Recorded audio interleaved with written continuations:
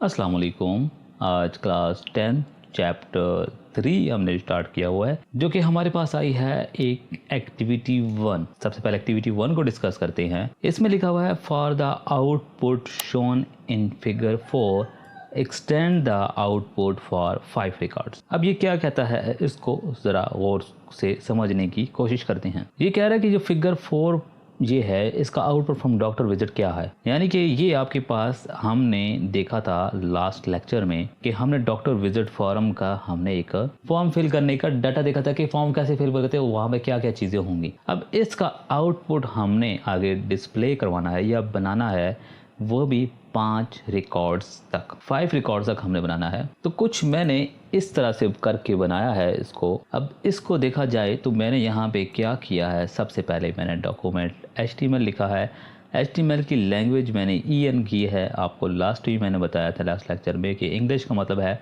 उसके बाद मैंने टाइटल रख दिया doctor visit records, head close हो गया, बॉडी स्टार्ट हो गया, बॉडी मैंने हेडिंग 2 रखी है डॉक्टर विजिट रिकॉर्ड्स। उसके बाद मैंने टेबल में 5 रिकॉर्ड्स शो की हैं। टेबल का टैग ओपन किया है, उसकी attributes border is equal to 1 कर दिया, सेल पैडिंग मैंने रख दी 8 और सेल स्पेसिंग रख दी 0। ठीक है, बॉर्डर 1 का तो शायद आपको इल्म हो क्योंकि क्लास 9 में आपने पढ़ा था।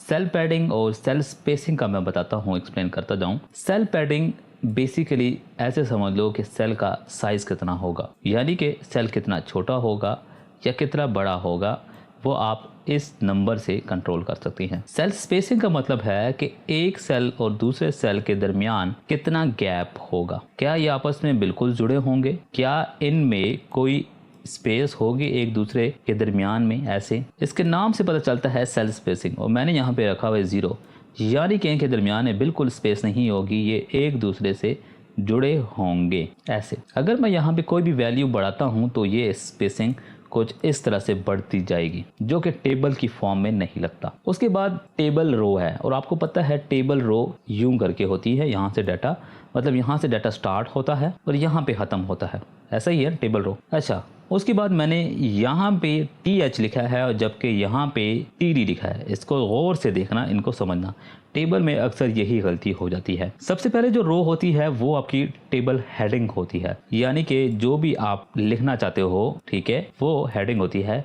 यानी कि आपके सिस्टम को, कंप्यूटर को, आपका जो कोड है या जो भी जिस चीज़ मतलब यहाँ पर ऑपरेट करे, उसको पता चल जाता है कि भाईजान ये सारी क्या हैं, टेबल की हेडिंग है, इनको छेड़ना नहीं है। और इनका साइज थोड़ा सा डिफरेंट होता है लाइक बाकी डाटा से। क्यों?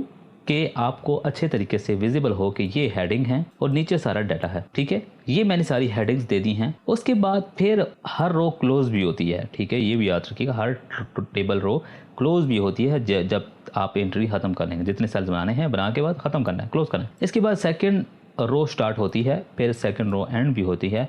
उसके अंदर डाटा लिखा जाता है, क्योंकि हमने हेडिंग दे दिया, उस हेडिंग के मुताबिक डाटा भी फीड करना होता है।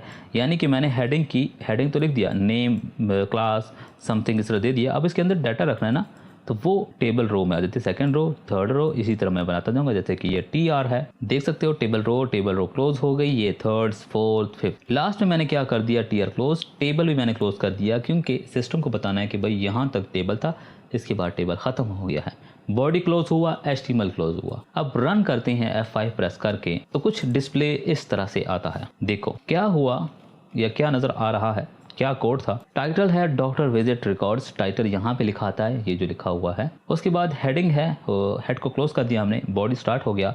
H2 हमने लिखा डॉक्टर विजिट रिकॉर्ड्स, देखा हेडिंग है। टेबल हमने डिफाइन कर दिया बॉर्डर 1, यानी कि जो ये लाइन है इसका साइज क्या होगा। ठीक है, table row, name, gender, visit type, emails, phone, appointment. देखो ये थोड़ा सा बोल्ड फॉर्म में लिखा हुआ है एज कम्पेयर टू जो डाटा यहाँ पे फिल किया गया। उसके बाद सेकंड रो है आदिल, ठीक है।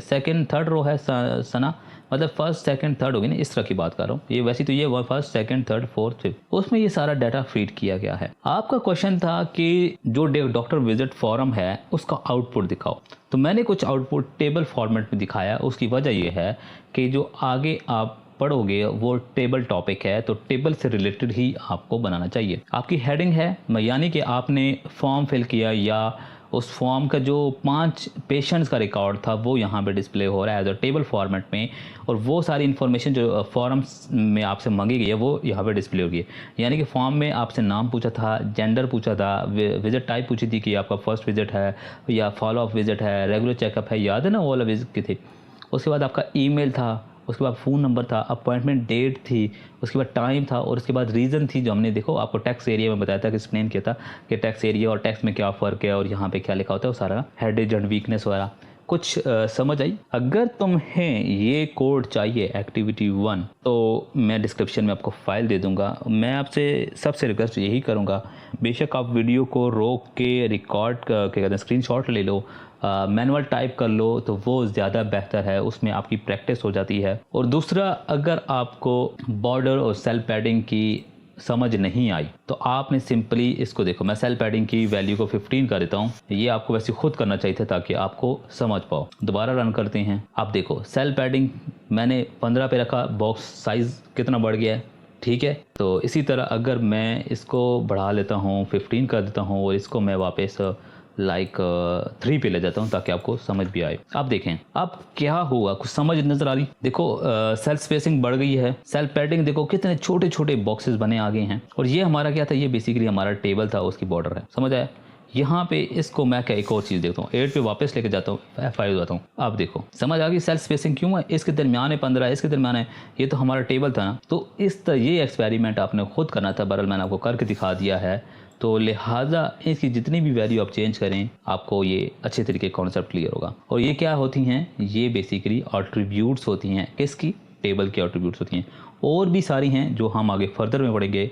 तो यहाँ तक आपकी एक्टिविटी क्लोज होती है, और इस एक्टिविटी में अगर कोई गलती हो या एक्टिविटी इस तरह से आपकी टीचर ने सॉल्व नहीं किया, किसी और अंदाज में सॉल्व किया है, तो ग्रुप में मुझे बताओ, तो हम उस तरह उसको सॉल्व करने की कोशिश कर लेंगे, हो जाएगी सॉल्व, ठीक है, कोई इशू नहीं है। मुझे जो समझ आ रही है इस मुताबिक ये इस तरह होनी चाहिए। बाकी आप मुझे अपनी राय भी दे सकते हैं, नहीं सर ये ऐसे होनी चाहिए थी, या ये चीज़ पूछ रहा है, या ऐसे कर लेते, ठीक है, क्योंकि ये प्रोग्राम है, कोड है, आप इसको किसी तरीके से भी रिप्रेजेंट कर सकते हो। कोई भी कन्फ्यूजन हो कमेंट्स में या फिर व्हाट्सएप ग्रुप ज्वाइन करके पूछ सकते हो। Thank you.